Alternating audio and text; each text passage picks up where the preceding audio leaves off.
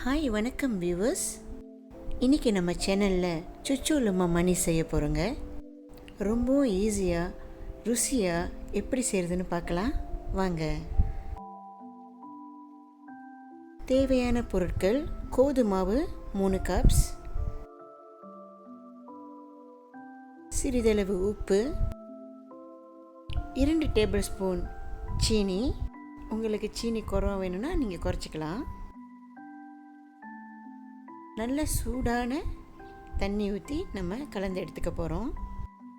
இந்த சுச்சு லம்மா மணி செய்கிறதுக்கு 4 பொருட்கள் தாங்க. நல்ல சுட சுட தண்ணி ஊற்றி இந்த மாதிரி நல்லா கலந்து எடுத்துக்கிங்க.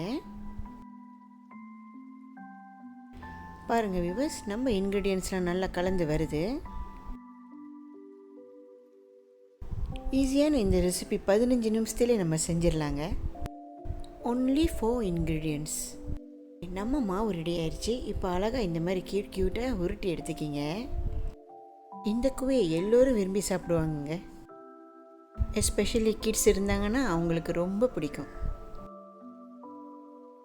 ஓகே, நம்ம எல்லாத்தையும் நல்லா அழகாக இந்த மாதிரி உருட்டி எடுத்துக்கிட்டோம். இப்போ நல்ல சூடான எண்ணெயில் பொரித்து எடுத்துக்குவோம். ரொம்ப ஈஸியான ரெசிபிங்க, கண்டிப்பாக ட்ரை பண்ணுங்கள். இந்த மாதிரி குவையெல்லாம் நம்ம வீட்டிலேயே செஞ்சு சாப்பிட்ற மாதிரி வராதுங்க. வாவ், பாருங்கள் வியூவர்ஸ், நம்ம சுச்சு லம்மா மணி நல்லா பொரிஞ்சு வருது. என்னோடய இந்த ஈஸியான ரெசிபியில் நீங்கள் கண்டிப்பாக ட்ரை பண்ணணும். வாவ், சூப்பராக இருக்குல்ல. என்னோடய சேனலில் நிறைய ரெசிபி கொடுத்துக்கிட்டே இருக்கேன்.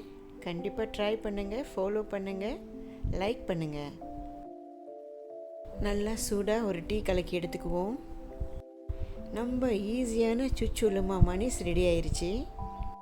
வாவ், இப்படியே நம்ம டீயில் தொட்டு சாப்பிட்டா சூப்பராக இருக்குங்க. சசிகலா கிச்சன் சேனலில் நிறைய ரெசிபி கொடுத்துக்கிட்டே இருக்கேன்.